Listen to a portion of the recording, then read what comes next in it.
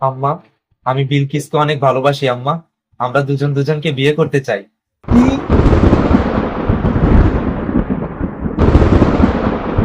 না, না বাবা, এটা কখনোই সম্ভব নয়। কেন মা? কি আমার অপরাধ? আমি কি দোষ করেছি? কারণ কারণ আমরা গরিব, আমরা ফকির।